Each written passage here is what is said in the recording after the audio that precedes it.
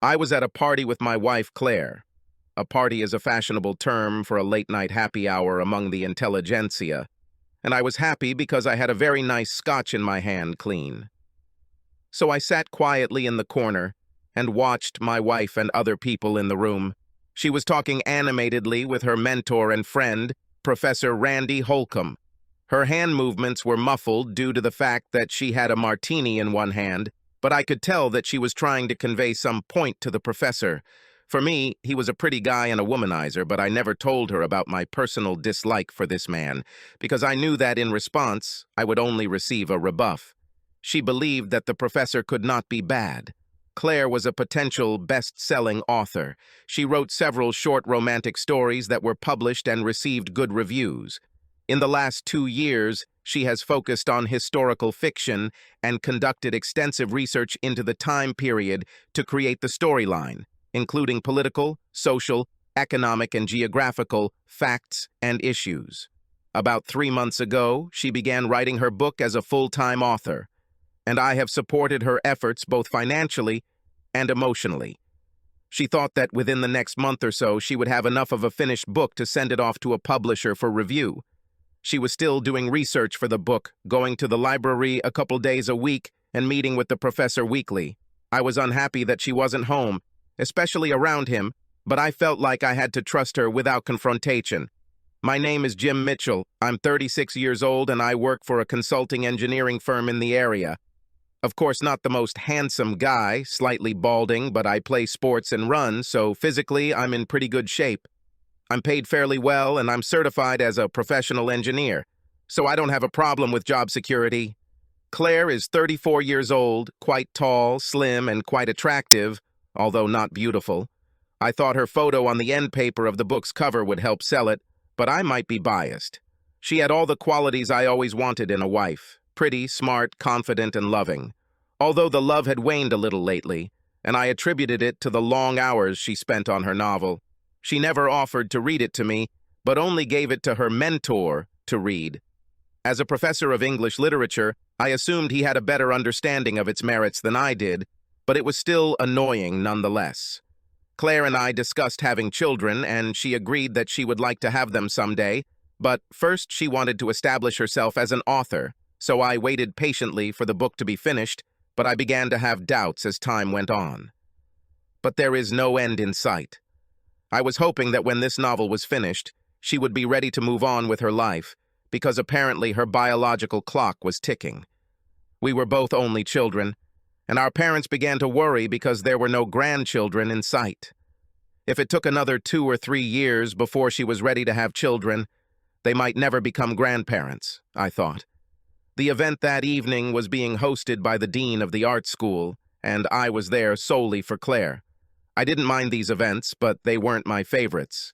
In college, I had to take English literature as an elective my freshman year, but the pre-engineering classes took precedence over that subject, and I'm afraid I didn't learn much. Enough to get a C. The conversation here, as usual, focused on the latest book and the hottest new author, which was not on my list of personal treats. I knew enough from listening to Claire, but in this environment, I felt out of place. When we first arrived, I walked around the premises with Claire and shook hands with most of the 20 or so people. As I said, I was now sitting quietly in the corner with my whiskey, watching what was going on in the room, enjoying the sight of my wife among her colleagues, and thinking about how great it would be if her novel became a bestseller. As long as she has 2 small books under her belt, she can meet and communicate with people here almost as equals, but a bestseller would put her far above them, and she could revel in their envy and jealousy. She wasn't usually a very outspoken person, but she was human, and admiration from her peers would give her confidence in herself and her abilities. I chuckled to myself, thinking about all the work she had put in and all the possibilities and scenarios that could arise if her romance went all the way. At that moment, I caught movement out of the corner of my eye and saw Mrs. Holcomb, the professor's wife, approaching me. I groaned internally because I hoped that I could sit quietly without talking to anyone, but it turned out that this was not destined to come true. Mrs. Holcomb was a matron with whom I spoke briefly several times, but I did not know her well. "Jim, I noticed you sitting here alone, and I said to myself that this would never help a person have fun at one of these meetings. It will give such events a bad name, she joked, sitting down on the chair next to mine. You got me, Mrs. Holcomb. May I offer you a drink? Call me Jean, and I can't handle alcohol, but I can see you're enjoying yours. I always claimed that a little duct tape kept the flies away, Jean. So what do you think of your wife's book?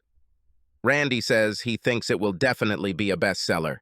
I think he's a little jealous. I was not offered to read it, so I cannot comment on the quality of writing or content. Well, I haven't read it either, but Randy is impressed. Your wife doesn't even discuss this book with you? Not a word. I'm starting to think that she doesn't think I have anything to say about this that she would like to hear. However, I am very proud of her for taking on the novel, and judging by your words, she did it very well. All this time, I watched Claire and the professor, who were still talking on the other side of the room. They had been talking together for some time. As I continued to watch, they seemed to come to an agreement, and Claire looked around the room. I assumed she was looking for me, and when she noticed me, she started waving, and then she must have noticed Jean next to me.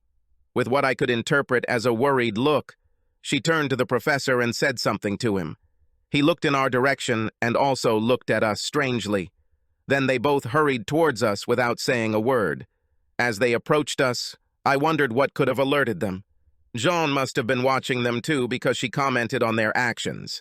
It looks like we did something to worry our spouses. Looks like it, I added jokingly. Maybe they think we're planning an affair. Jean smiled weakly at my inept remark. Upon reaching us, our spouses immediately began a nervous dialogue with us. Hey, you two, what are you planning? You see, I told you so. I laughed at Gina. What did you say to her? Asked Claire. I told her that you two probably thought we were planning an affair. I grinned at them. Both Randy and my wife seemed to pale a little, but Randy came to his senses first. Well, it did look a little suspicious, and we wanted to make sure you two behaved. He chuckled with a grimace. Jean asked, Have you solved all the problems with Claire's book? It felt like you had talked her to death. Oh yeah, Randy replied. Claire's book doesn't have too many problems, though. It's on the right track and should get a good response when it's published. This concludes our conversation. We chatted nervously together for a few more minutes, and then the professor turned to Jean. I suggest we walk a little, dear, and leave the two of them alone. I have a busy day tomorrow.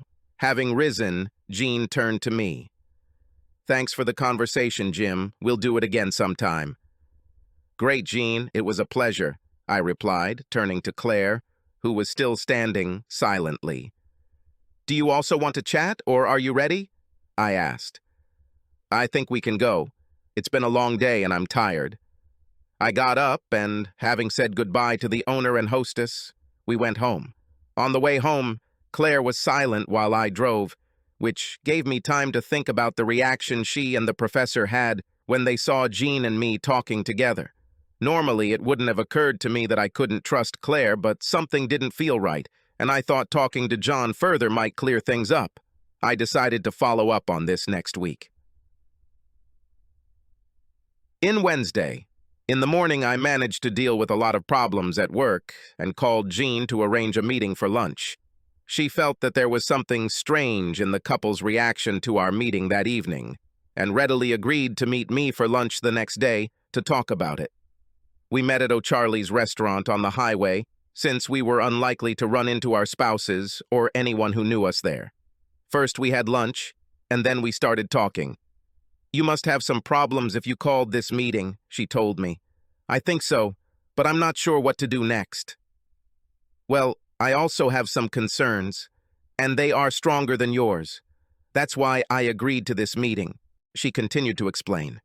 A couple of years ago, I caught my husband having an affair with a graduate student, and he swore that he would never do it again. I think he had relationships with other students before this, but I had no proof. This time, I will get proof if he is related to your wife and bring him to light. I would like to suggest hiring a private investigator and splitting the costs. From what I've heard, it could be very expensive, and by sharing the costs, we can figure out if there's anything going on. I also suggest that the detective only follow my husband. If he is having an affair not with your wife, but with someone else, or not at all, I will pay the expenses myself. If your wife is involved, we'll split the costs. Does this sound fair?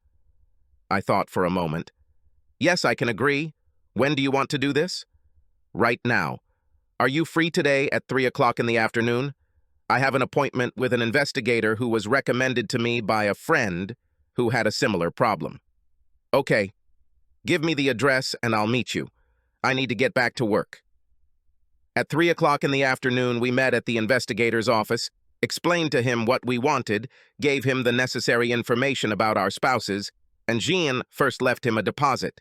He told us that he would report to Jean weekly unless he needed to contact her first. As we left his office, we both took a deep breath. We were ready, and now all we could do was sit and wait. This was the second hardest thing we had to do. The most difficult thing will be to behave normally around our spouses. As the week dragged on, I waited to hear from Jean, knowing that it would likely be a full week before we heard anything, as I tried to keep myself from confronting Claire with my suspicions. She behaved like a normal, loving wife, except that our sex life continued at a low frequency. Just like before, when she seemed ready for sex, I found it difficult to develop the passion and libido it required. Finally, the following Wednesday, Jean called and invited me to come to the investigator's office for the first report. Entering the office, he invited us to sit down and took out a report from a pile of others on his desk. I know you are eager to find out what we have discovered about Professor Holcomb's activities, and I'm sorry to report that your suspicions are correct. Professor Holcomb is having an affair with another woman. We followed him to the Best Western Motel in Ginsburg on Thursday and yesterday and met a young woman there. Each time they entered different rooms, but both times it was the same woman. I have pictures here of them coming in and out of the rooms. He pushed photographs across the table towards us, and with a trembling hand, I took one of them. Looking at her, I saw that the professor was leaving the motel room behind a woman who turned around and looked at him. I couldn't see her face, but her height, hair color, and style were similar to Claire's. I grabbed another photo. The woman was looking in the direction of the camera, and I realized that it was not Claire, but a younger woman. With a sigh of relief, I leaned back in my chair. I must have been very tense because my body seemed to go limp in repose and my head hung down for a moment, freed from the anxiety I had been experiencing for over a week. Raising my head, I looked at Jean, who was looking through the photographs one by one in determined, gloomy silence. When she finished looking through them all, she turned to the investigator. "Can you get proof that they are actually fornicating in that room?" "Well, we could get the photos, but you can't use them as evidence of adultery in court because that would be a violation of their privacy. If they were doing this in your home, you could use the photos taken there. Your husband may understand this and not take her there. Why don't you speak to a lawyer who specializes in divorce and get his or her recommendations? I think I'll do that. Please continue to observe until I ask you to stop," Jean said as she collected the photos and stood up to leave. We left the investigator's office and headed to our cars without speaking for several minutes. "I'm going to send you a check for half of this week of observation," I told her. "You don't have to do this. I am very sorry that you discovered that your husband was probably unfaithful, but I discovered that he did not do this with my wife. For me, this is worth a lot, and helping to pay for it is cheaper than any price. So I'll write out a check and mail it to you." "Well, thank you very much." "I appreciate it." We parted and I headed home. It was only after I had driven for a few minutes that it dawned on me. Why were the professor and Claire so embarrassed that Jean and I were talking together at the party? We still haven't solved this mystery, and there must be something we don't know about. It's possible that Claire might be having an affair with the professor, but a week of surveillance hasn't caught them yet.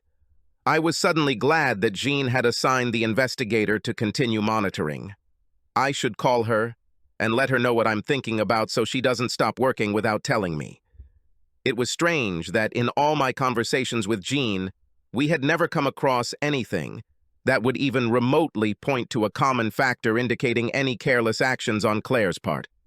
Another week passed, and we met with the investigator again. This time, there were the same photos with the same girl. The investigator found out that she was another graduate student, and Jean decided to file for divorce based on irreconcilable differences because the lawyer told her that we live in a no-fault state, so finding evidence of adultery would not affect the outcome of the trial. The marital property will be divided 50-50. He will pay maintenance since Jean doesn't work, but there will be no alimony since their children are now adults. I wrote her a check for half the cost of the surveillance, and we parted ways.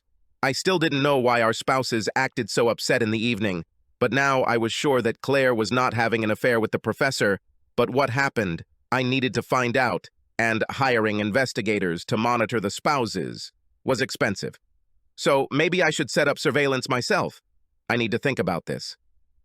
Lately, our sex life has slowed down significantly, and I thought that if everything was normal and I didn't suspect that she was acting, then I would comment to her about it. I decided to say something that wouldn't make her suspect that I had trust issues with her, but might ease her conscience if she had one.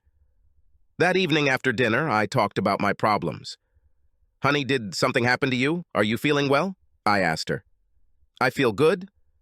"Why do you ask?" she replied, frowning in slight irritation. "Because lately you've been giving me a lot of excuses about not wanting to make love, and I thought you might not be feeling very well. Maybe you should see a doctor?" She turned slightly pale for a second, and I felt a little euphoric that I'd managed to get through to her conscience. "No, I feel good. I told you. But I didn't notice that I was avoiding you. I'll try to be a better person to be there for you, but I've spent so much energy on the book, getting something ready to submit to the publisher, that I just can't focus on anything else lately. I understand, honey. You know how much I love you and am proud of you. That's why I'm worried about you. Making love should be good for relaxation, and I am always ready to help you relax." I smiled at her. She smiled back at me slightly. "We'll see." And then she came up and lightly kissed me on the lips. Taking my hand, she led me to our bedroom and began to undress.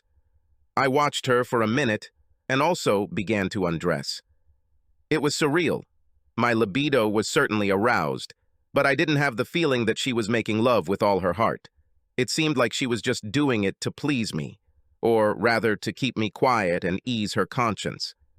She reacted correctly, I thought, but when we finished, I didn't have the feeling that she was satisfied. There was an empty feeling in my chest. She went to the bathroom to clean herself up and then came back, said, "Good night, honey," and lay down with her back to me. There was no cuddling like we usually did after sex, and I realized that everything had changed. The next morning, I left the house for work at the usual time, and Claire was still lying in bed.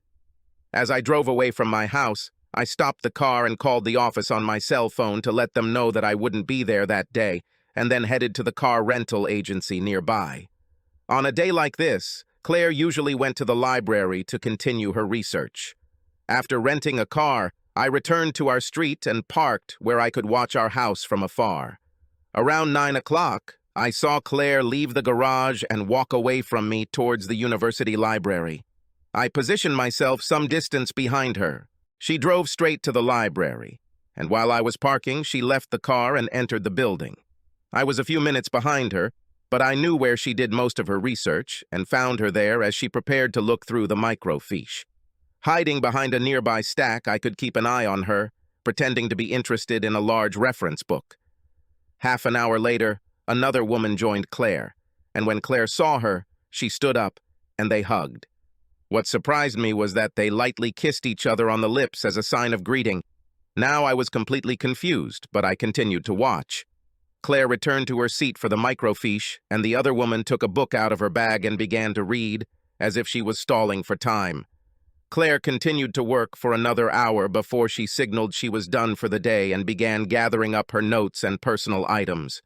One day I had to go to the toilet for fear that they would leave while I was gone, but the timing was right, and I didn't miss anything. As she stood up to leave, the other woman began to get ready too. Before leaving, they kissed again and, holding hands, left the building.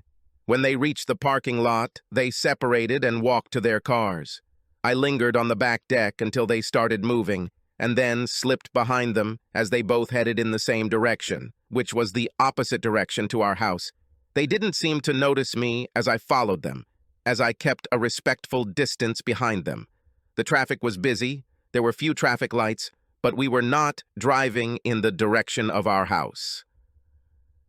About 20 minutes later, they pulled into an apartment complex and parked. Getting out of the car, they headed into one of the buildings, and I sat down to wait. About 2 hours later, I saw Claire leave the apartment, get into her car, and drive out of the parking lot. I followed her again until I was sure she was heading home, then went to get something to eat and think about what I had seen. What's happened? Who was this woman? Did Claire have an affair with her? And finally, how do I get answers to my questions? As I ate, my thoughts were a little confused, but it all came down to, should I hire an investigator to get answers or do it myself? Finally, I decided that I would try to get the information myself, so after finishing lunch, I went to the nearest Radio Shack and bought 3 battery-operated, sound-activated micro-audio recorders. They were quite expensive, but I decided it was cheaper than hiring an investigator. By the time I bought everything, it was already close to my usual time to get home from work, so I headed to the car rental place and rented my own car. Arriving home, Claire greeted me with a kiss and a hug. "Darling, clean yourself up and get yourself a drink. Dinner will be ready in about half an hour," she told me, heading back to the kitchen. Having prepared the drink, I went to the kitchen. "How was your day?" I asked. "Fine. I did quite a lot of work in the library in the morning and worked on a book in the afternoon. As usual, I think. Have you heard of anyone? Have you heard from your mother that they are going to come visit?" "No. It was a quiet day. Didn't talk to anyone. If I didn't know better, I would have accepted what she told me without question. She didn't blink when she spoke and told me lies. In the past, I thought I could trust her with my life, but now, that trust may be gone. Our entire marriage now seemed built on lies and possible betrayal, even if it was with a woman. I walked back into the living room before saying anything. When I face her, I'll need all the facts. "How was your day?" she asked, entering the living room. "As usual. I was out of the office most of the day working on a project. I mentioned this in case she called the office looking for me. Dinner is ready, if you want. Sit down." While we were eating, she told me that the next day she would meet Professor Holcomb in his office to discuss the last chapter of her book. She was almost ready to send the package to the publisher, and she was overcome with excitement. I just nodded and said I was keeping my fingers crossed for her. After dinner, I cleaned up the dishes in the kitchen and she went to her room to work on her book. When I was finished, I took one of the recorders to the garage and installed it under the driver's seat of her car. I made sure it was hidden but easy to get to. Then I took another voice recorder and installed it in the lining of her purse. I kept the third recorder so that I could install it in her room in case she called from there. After that, I watched TV until about 10 and knocked on the door of her closet. "Honey, I'm going to bed to read a little. Are you coming soon? I want to finish this chapter so I can take it to Professor Holcomb tomorrow, so I might be late. I'll join you as soon as I can." "Okay," I answered and went to bed. I read for a while, but could not stay awake and fell asleep. I don't know what time she went to bed, as I was fast asleep. The next morning, when I left the house for work, she was still fast asleep. I was going to let the recording devices monitor me so I wouldn't have to stop working for a while. When I got home that evening, I waited until dinner was over, and she went to her room before I went out into the garage and checked the voice recorder in her car.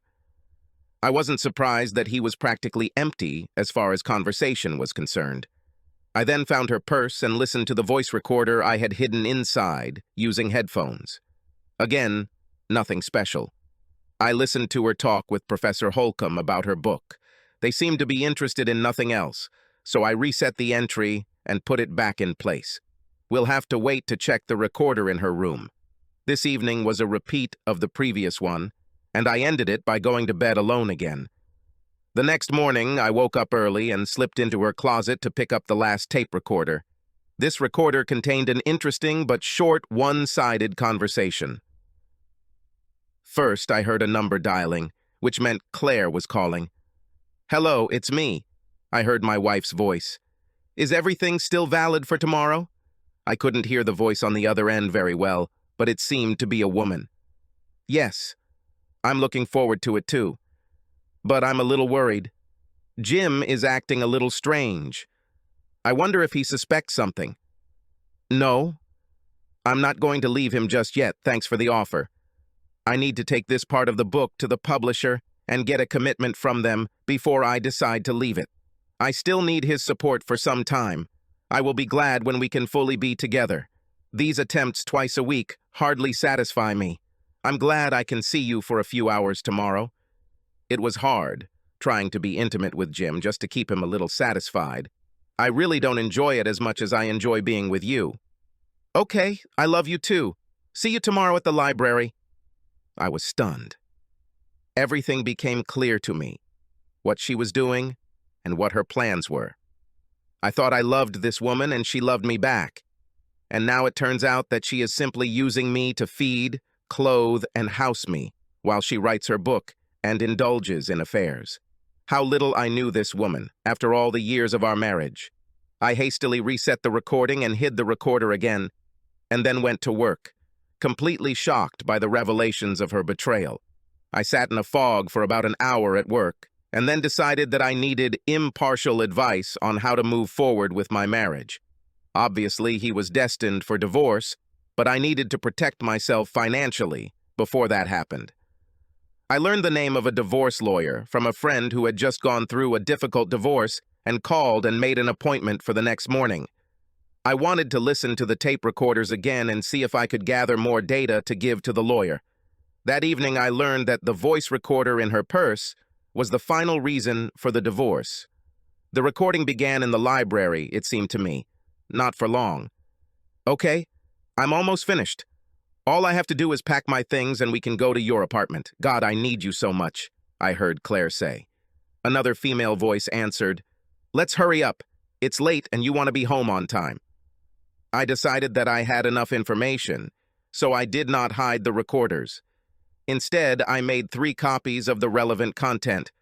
I hid 2 sets in my briefcase and packed the 3rd to take to the lawyer. I went to bed without telling Claire. This was not my usual practice, and it might have alerted her that there was a problem, but I no longer cared. I had to wait until I spoke with the lawyer tomorrow before confronting Claire. It took me a while to fall asleep, and as I lay there, I wondered how Jean Holcomb was getting on with her divorce.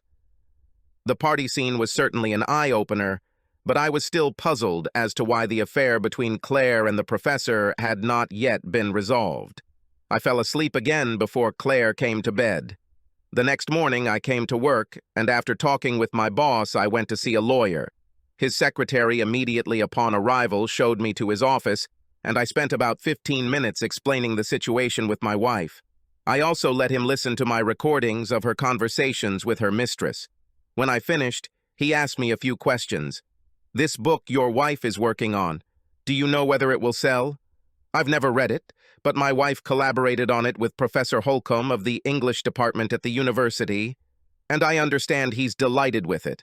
She's now sending off the first few chapters and an outline of the storyline to the publisher, and I think this will give her an idea of whether she'll have a book that will sell." "Were you her only support while she was working on the book?" "Yeah.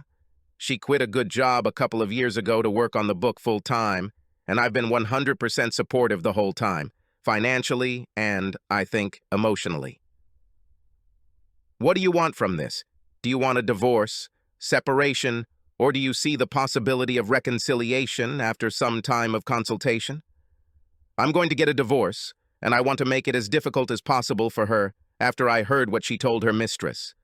I thought about destroying her book, destroying her computer and all her research notes. I would not recommend doing this. In my opinion, it may give you satisfaction when you're done, but you may miss out on the opportunity to get more revenge. What do you have in mind? I asked. If the book has a good chance of selling, even if it becomes a bestseller, then in a divorce, you will be able to claim half of its proceeds from the sale. I think this will provide you with a worthy revenge and will be very beneficial for you. If you destroyed all her work, she could restore it in a few months, and you would get nothing from it. This is, of course, worth considering, but perhaps this is not such a full-fledged revenge. Well, you have to consider that it could cost you several $100,000. While she may be able to rekindle her romance in less than 6 months, you may ultimately gain very little from it. What are you offering? I would advise you to wait and see what the reaction to her book will be from the publishing house. If she asks for and receives an advance from the publisher, it's a sign that they see great potential in the book. If the advance is significant, she can immediately move in with her lover. If she does, you can proceed with the divorce. In our state, there is no fault, so we will use irreconcilable differences as a basis and sue for a share of the profits from the book.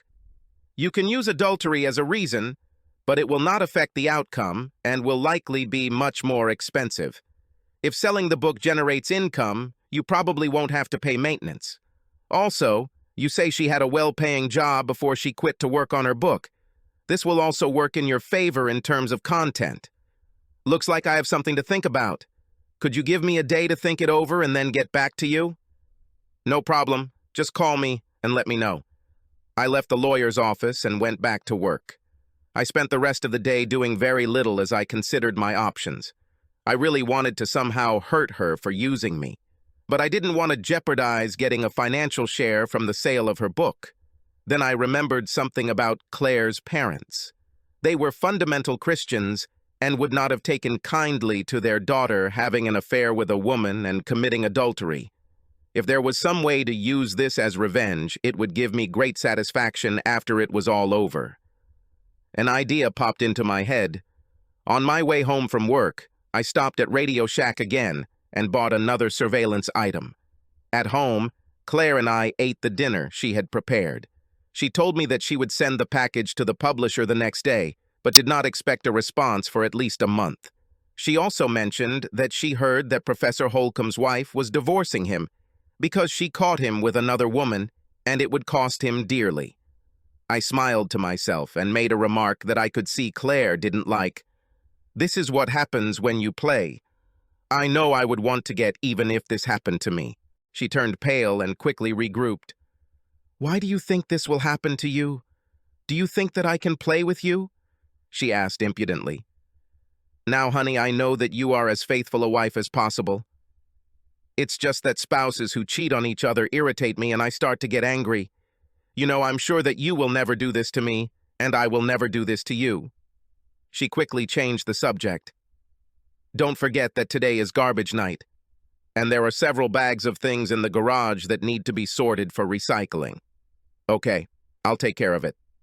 She then disappeared into her office, and I did not see her again that evening. While she was in the office, I set up a mini motion-activated camera in our bedroom and a high-capacity voice recorder that I bought at Radio Shack that day. I connected it to my house wiring so I wouldn't have to worry about changing batteries. It also had the ability to record sound. When I tested it, it was working fine, but I left it turned off until I put the second part of my plan into action. The next morning, I got up and left before she woke up and had breakfast at Denny's. When I got to work, I called my lawyer and asked him to hold off on the divorce until we knew whether the book would be published. He told me it was the smartest thing to do. That evening, I told Claire that I was leaving next week on a 3-day business trip. Later, while listening to the tape recorder, I heard her telling her mistress, whose name was Eileen Carter and who, as I found out, was divorced, about my business trip. She suggested that Eileen come and spend 3 days at our house and they could live together while she continued to work on her book. Eileen agreed, and the second part of my plan fell into place. The next week I packed up and left on a business trip, but it was just a short trip to a town 40 miles away, where I stayed at a hotel with a nice restaurant. Before leaving, I talked to my boss and secretary about how I would be gone for a few days, and if my wife called, just tell her I was out of town. They seemed to know that something was wrong in my marriage and agreed to help me. I called Claire on her cell phone every night so she wouldn't suspect anything, and I just stayed close to my hotel room because I didn't want to risk running into anyone who knew me, even though it was unlikely. It was a boring 3 days. 3 days later, I returned home and acted as if I had just been on the other side of the country. When I returned, Claire was already waiting for me with dinner ready. After kissing her like a sister, I asked about her book. "Have you heard anything about your book?" "Oh no, it's too early. They just received it. I think it will be another 2 to 4 weeks before I hear anything." "Are you worried?" "Yes, sure. I can barely sleep at night thinking about how this will be received. I've tried to contact Professor Holcomb, but he's not answering my calls. I wanted to talk to him about some questions I have, but probably because of his wife and university, he has a lot on his mind." "Why is the university persecuting him?" I asked. "I heard it was because the other woman he was dating was a student, and the university has very strict policies regarding staff interacting with students. He could be fired, but I wouldn't want that." "I think he deserves everything he gets," I told her. "Aren't you too cruel?" she asked, pouting. "I have already told you about my position regarding cheaters." "I have no compassion when it comes to cheating," I told her harshly. She looked a little shocked, but continued nonetheless. "Well, if one partner can't meet the other's needs, I think he or she should have the right to meet those needs elsewhere." "Do you really believe this? What about the marriage vow to leave all others? How about talking to the other partner to see if there is something that can be done? How about some counseling before you run to someone else? While we're on the subject, could you tell me if I'm meeting your needs?" She hesitated before answering, and answered with a sad expression. "Jim, you satisfy me more than any man." Then she turned, walked into her office, and closed the door. I didn't want to press her further, since I wasn't ready to confront her yet, so I didn't say anything more. Maybe I got there, I don't know. I didn't think it mattered much now. I checked the recorder and mini cameras and, as I had hoped, found them in our bed. The conversation was similar to previous conversations I had heard, so now I could sit and wait. For the next 3 weeks, we entered a period of waiting. Everything was on hold, waiting for news about the book. It seemed that we simply coexisted together, each doing his own thing. We had sex a couple of times, but I had the feeling that it was just out of mercy, and with this thought it was difficult to have sex. Finally, one day, I came home from work, and Claire was all excited. "Guess what? I got a call from the publishing house today. They really liked my book and are sending me an advance of $25,000. I am so excited. They also recommended that I find an agent and gave me the names of several people they had already worked with. I've been talking to them on the phone all day, and I think I've found someone I like." "That's good, honey. I am very happy for you. You worked hard for this and deserve some payback. Would you like to go out to dinner today to celebrate?" I was just about to suggest this. Let me go get changed. We went to one of the best restaurants in town and then came home and had sex. She seemed a little more into him than usual, and I was pleasantly exhausted when we ended up cuddled together and falling asleep together. My last thought was to call a lawyer in the morning and start filing a divorce. When she received the advance check, I realized that I was in trouble. The next morning at work, I called the lawyer, and he said that he would prepare the documents immediately and file them the next day. The next day, she will be served. That morning, before leaving the house, I burned several DVDs of Claire and her mistress in our bed and sent one to the lawyer. I was going to wait a bit before doing anything with the others. I also took a couple of days off work to make necessary changes to our shared bank accounts, credit cards, finances, insurance, pensions, as well as my will and retirement plans. Claire was still asleep after another late night of reading when I left the house. She had to be at home all day, and the documents were supposed to be handed to her in the morning. The papers were for a divorce based on irreconcilable differences and a 50-50 division of all assets, including future proceeds from her book. At my request, a photograph from a DVD was included in the package of documents in which she was captured in bed with her mistress. I wanted her to understand why I was seeking a divorce when she received these documents. Around 11 o'clock in the morning, she called me. She spoke very calmly. "I see you figured me out. Your package has arrived, Jim, and I'm sorry our marriage ended this way. I'll go to a lawyer and fight you for a share of my book. By the time you get back from work, I will have already moved out of here. My lawyer tells me that I have a very good chance of getting a share in the book, but you can talk to your lawyer about this. Goodbye, Claire. I think all future contact should be with our lawyers, so have a nice life. I hung up before she could answer. Now I had one more thing to do, and it had to happen after the divorce. I had to send a copy of the DVD to her parents. It was just a small sign of revenge, in addition to any monetary profit I was hoping to make from her book. It took about 6 months for our divorce to be finalized. There were many negotiations between lawyers, but in the end, I received 40% of the proceeds from her book since I financed and supported her during most of her research and writing. As a result, I received more than $250,000 for my share as the book hit the bestseller list and even ranked first in sales for a month. Professor Holcomb was exposed by his wife, and even though he had tenure, the university forced him to resign, or they would publicize his indiscretions. He agreed and resigned. A year had passed since my divorce, and I was having lunch alone at a local restaurant when I heard a familiar voice. "Can I join you?" I looked up and saw Claire standing there, looking at me expectantly. She looked very attractive and well-dressed, exactly what I would expect to see from a best-selling author. Standing up, I invited her to sit down. "How are you, Claire? It's been a while and you're looking really good." "I'm fine. I'm working on a new novel," she grinned, "and this time I don't plan to share any of this with you."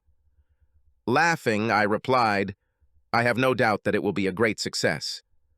It was funny that I could be at peace with my ex-wife now that the emotional turmoil that was part of our divorce was long behind us. "So how are you doing?